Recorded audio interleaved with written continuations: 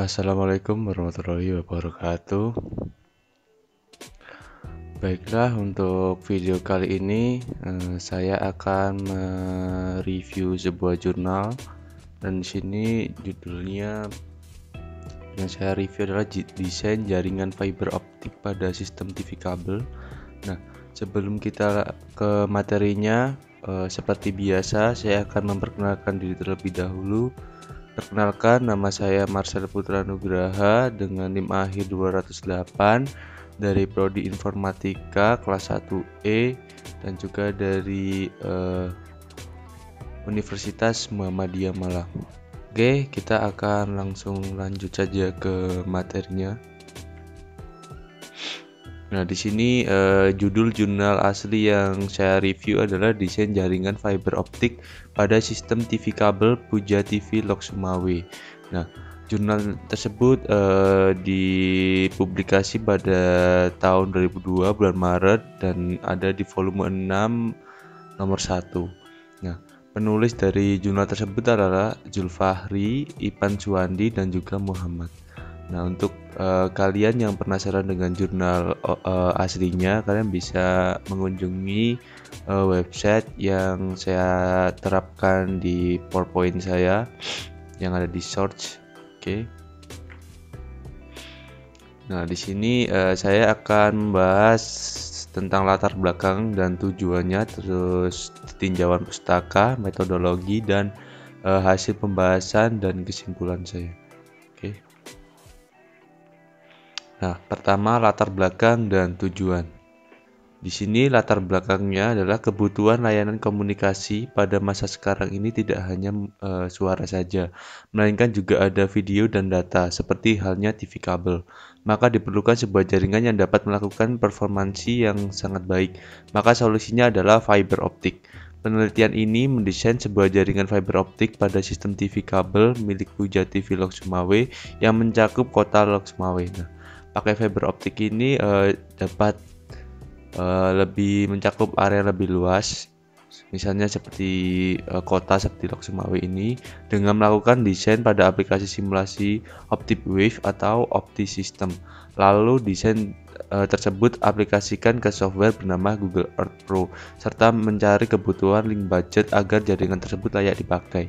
Perencanaan jaringan fiber optik pada TV kabel Puja TV Lok Sumawe menggunakan 6 ODC yang ada di distrik 01 Kota Lok Sumawe. Dipilih berdasarkan letak strategis dan juga survei Ondex agar menghemat penggunaan jalur distribusi. Oke, kita akan ke tujuannya. Seiring dengan adanya perkembangan teknologi, khususnya dalam bidang telekomunikasi, TV kabel bukanlah hal yang baru lagi di dalam masyarakat. Karena dalam bisnis ini memiliki tontonan yang berbeda dari channel lokal beralih ke channel internasional, sehingga membantu masyarakat untuk memperoleh informasi perkembangan dunia. Tentunya, setiap operator TV kabel ingin memberikan fasilitas yang terbaik untuk pelanggannya, baik dari segi kualitas gambar maupun jaringan yang diterima oleh pelanggan itu sendiri. Oke. Kemudian tinjauan pustaka. Di sini sebelum membahas yang lainnya, kita membahas tentang pengertian TV kabel dulu ya, atau CATV.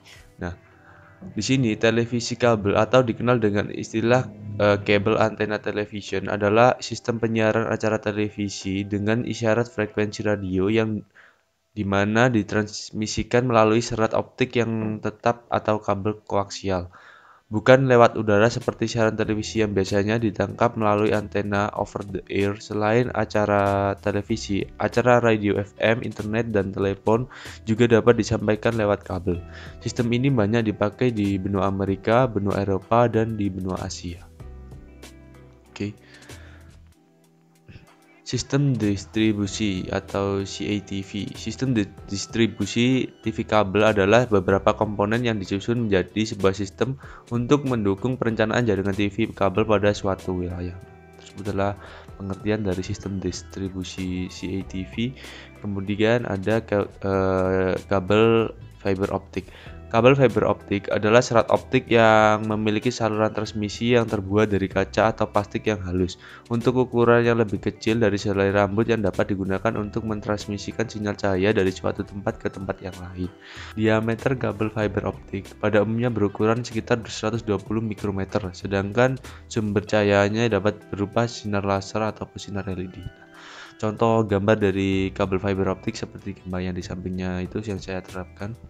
Next, Optical Distribution Cabinet atau ODC. Nah, Optical Distribution Cabinet atau lebih dikenal dengan sebutan ODC adalah suatu perangkat yang berbentuk kotak yang terbuat dari material khusus yang berfungsi sebagai tempat instalasi jaringan fiber optik.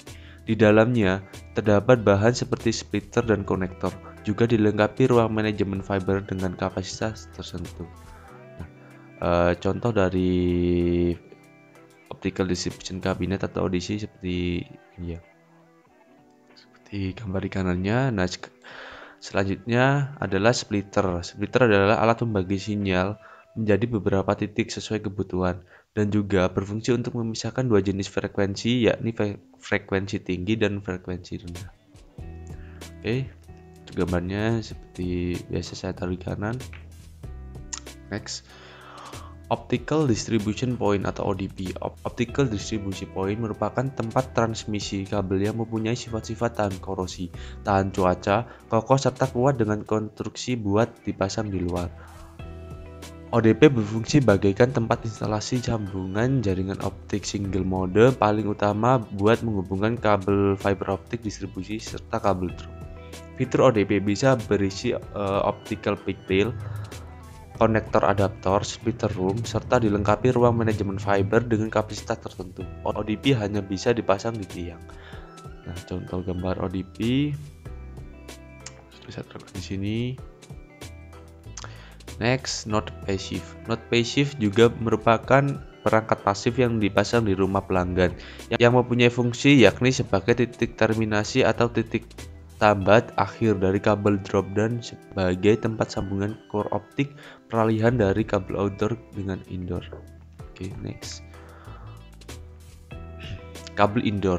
Kabel indoor juga mempunyai fungsi sama dengan kabel-kabel fiber optik lainnya yang dibahas di atas, yaitu meneruskan arus informasi yang berupa gelombang cahaya. Kabel indoor ini juga menggunakan tipe G657A atau B seperti pada kabel drop dikarenakan banyak sekali melewati tikungan ataupun lekukan di dalam rumah atau gedung.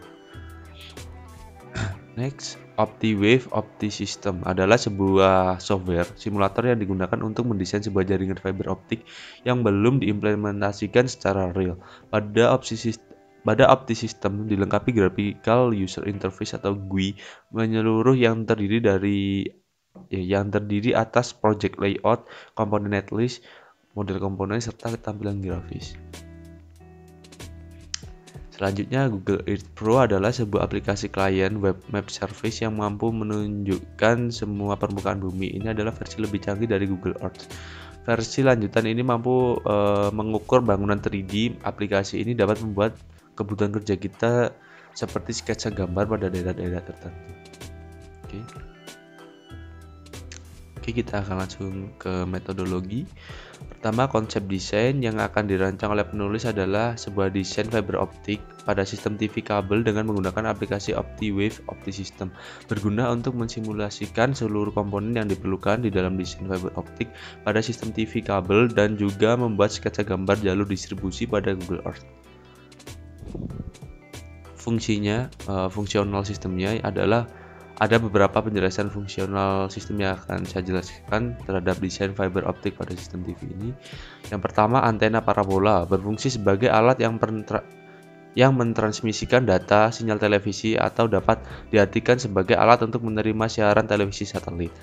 Terus ada head end berfungsi sebagai pengendali dari sebuah susunan peralatan pengendali atau peralatan sumber siaran dari sebuah sistem TV kabel.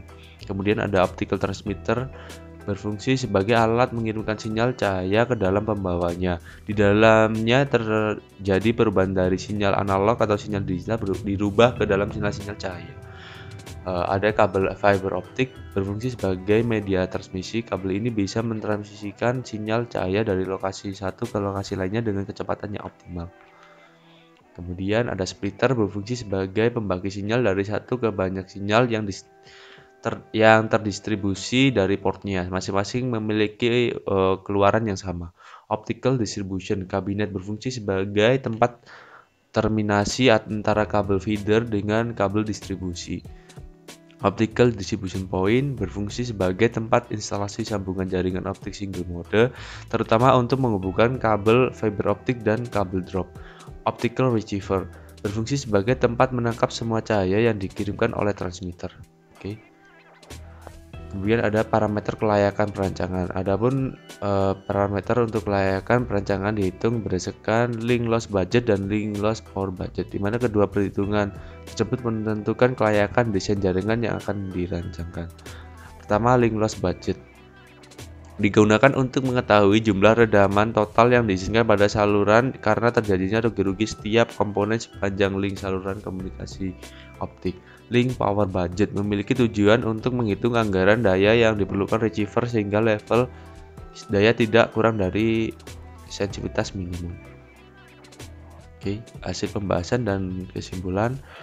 Nah, di hasil pembahasan ini kita membutuhkan sebuah survei. Nah, di sini pengertian dari survei adalah tahapan awal untuk merancang sebuah rancangan guna meninjau lokasi di lapangan. Survei yang dilakukan adalah survei on desk, yakni langsung terjun ke lapangan. Nah, pembuatan sketsa area. Nah, setelah tahap survei kita akan ke tahap ini. Dilakukan sketsa pada aplikasi Google Earth Pro berguna untuk menentukan jalur distribusi, optical distribution cabinet, optical distribution point, hingga ke pelanggan. Nah, yang selanjutnya adalah membuat desain jaringan pada OptiWave OptiSystem.